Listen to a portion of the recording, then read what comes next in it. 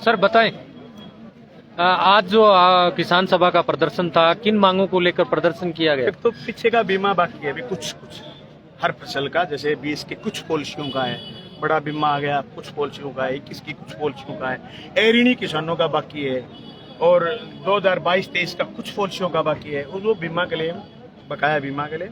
उसके बाद जो आगे क्रॉप कटिंग होनी है, 2 फसलों में क्रॉप कटिंग में खराबी करी है, आगे क्रॉप कटिंग होनी है, वो राजस्व मंडल के क्रॉप कटिंग के खेत होते उसी से कमाएं।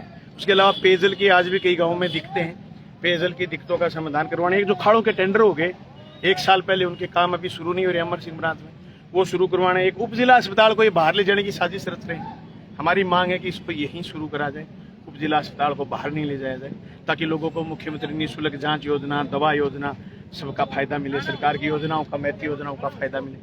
और ये कानून व्यवस्था जैसे चोरियां बढ़ रही हैं, डाके डल रहे हैं, कार्रवाई नहीं हो रही है, उन पर हमारी लड़ाई है कि चोरी पर पाबंदी लगे, लूट खसोट बंद हो, और नशे के खिलाफ, और सारी मांगों को लेकर के आज हमने प्रदर्शन करा है। आने वाली 3 फरवरी को यहाँ अनिश्चितकालीन के लिए धरना और पड़ाव करेंगे। आज भारी संख्या में किसान आए हैं, ये एक बानगी है। अब तैयारी करके 1 महीने लगातार बड़ी संख्या में किसानों को यहाँ लेकर के आया जाएगा और किसानों की मांगे पूरी। सरकार का भी एक नियम है कि अगर सरकारी भूमि पड़ी है तो फिर प्राइवेट भूमि के ऊपर क्यों बना रहे हैं, मतलब ऐसा कुछ सुनने में आ रहा है। हॉस्पिटल जो है, आप दूसरी जगह जाओ ही क्यों, जब यहाँ टेंडर हो गए। पीछे जो एसीएस थे, क्या वो सरकार की पढ़ाई पढ़ के नहीं लगे हुए क्या? सही है। पीछे जो एक्शन था, क्या उसको सस्पेंड कर दिया इन्होंने? उसका टेंडर कैसे निरस्त कर रहे हैं? जब जयपुर में एसएमएस बहुमंजिला बन सकता है, तो भादरा में उपजिला अस्पताल बहुमंजिला क्यों नहीं बन सकता? पार्किंग नीचे हो जाएगी, ऊपर बिल्डिंगें बन जाएंगी, क्यों नहीं हो सकता? ओपीडी भवन तो बना रखा है, इधर इधर बिल्डिंग बन जाएंगे। सवाल ये है कि अपने लोगों को फायदा कैसे दें। ये अपने लोगों को फायदा देने की दुस्साहस कर रहे हैं, उसके खिलाफ हमारी लड़ाई। आप जा क्यों रहे प्राइवेट भूमि, दूसरी भूमि ढूंढी क्यों रहे हो? किस बात का दबाव है आपको, किस बात का खौफ है? या फिर ये चाहते हो कि ये जमीन किसी मॉल में चली जाए, या औने पौने कोड़ियों के दाम चली जाए? यहाँ जो लोग लैब करके बैठे हैं, मेडिकल करके बैठे हैं, यहाँ जो लोग धंधा कर रहे हैं, उनका क्या होगा? 20-20, 50-50 साल से जो लोग जमे बैठे, किस वजह से भगा रहे हो? वजह क्या है? कोई एक ऑथेंटिक कारण क्या है? कोई कारण नहीं, सिर्फ इसलिए कि हम तो नहीं रखेंगे। यार अजीब दादागिरी है यार, नहीं रखोगे। एक सरकार ने यहां बनाई चीज, दूसरी सरकार उसको उठा करके दूसरी जगह पटक देगी। इसलिए हमारी मांग है यहीं बढ़ाओ। अच्छा, जनता को फायदा यही। आप लोग कह रहे थे कि उसकी जगह दूसरी जगह भी स्वीकृत कर दी है कलेक्टर साहब ने, तो अगर फिर भी ले जाया जाता है तब अगली आप विरोध करेंगे। हम तो विरोध करेंगे। सरकार विरोध को नजरअंदाज करती है, इग्नोर करती है, एक्सेप्ट करती है, वो सरकार। हम विरोध करेंगे, हम विरोध में हैं इस बात के। उप जिला अस्पताल बाहर, वो जो जगह कलेक्टर साहब ने करी है, वहां तो ऑलरेडी मक्खियां हैं, वहां पास में तो डंपिंग यार्ड है। हॉस्पिटल कैसे संक्रमण का ऑलरेडी खतरा रहेगा? अड्डा रोडी है वहां पे, अड्डा रोडी है, डंपिंग यार्ड है शहर का। कॉलेज गलत गया वहां।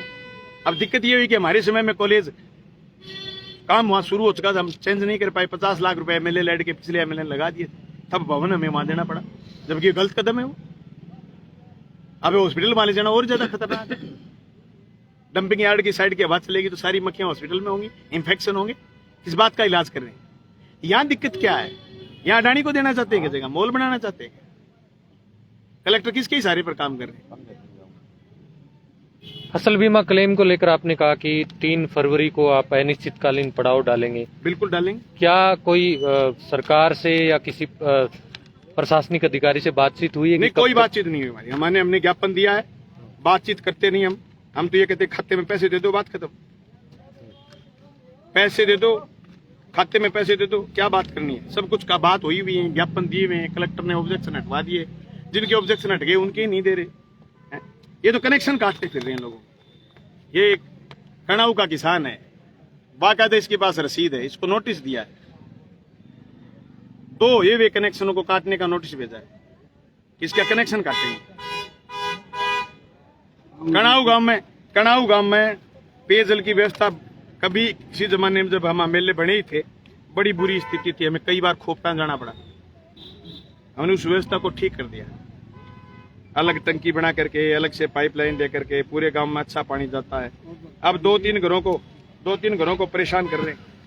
ये ऐसी छोटी बातों पर उतरे हुए मौजूदा जनप्रतिनिधि, मैं कहता हूँ भगवान उनको सद्बुद्धि दे, प्रकृति उनको खुद से लड़ने की ताकत दे और जनता के अच्छे मुद्दों पर काम करें तो तहसील का भला हो। आप जो पूर्व विधायक से कई जो एमएलए लेड के काम थे वो अभी भी रुके हुए हैं, 1 साल में शुरू नहीं हुए, तो उनको लेकर भी आपकी कोई बातचीत हुई है किसी सक्षम? वो मेरी अधिकारियों से बात हुई, एमएलए लेड के जो काम रुके हुए काफी तो हो गए, थोड़े बहुत रुके हैं, उनके लिए मैंने सीईओ को कहा है, कह रहे हम करवाएंगे। ये सरकार असल में क्या है, जब इसके पास वित्तीय संसाधन नहीं थे, सरकार ने बढ़ते जो काम रोके उसमें सारे काम रुके। 6 महीने बाद तो चिट्ठी आनी शुरू हुई, पंचायती राज के एमएलए लेड के काम होने शुरू हुए, फिर लोकसभा का चुनाव आ गया, लोकसभा के चुनाव सारी जगह भी काम हुए नहीं, वो काम पूरे करवाने के लिए हम प्रयासरत हैं। क्षेत्र में लूट और चोरी की घटनाएं इतनी घटनाएं हो रही हैं कि बिजली के तार चोरी, ट्रांसफार्मर चोरी, आप छोड़ो चोरी पर तो लोगों को ये हो गया कि यार कभी कुछ कोई चोर के ले जा सकता, ये स्थिति हो गई, चोर पकड़े और नहीं जा रहे।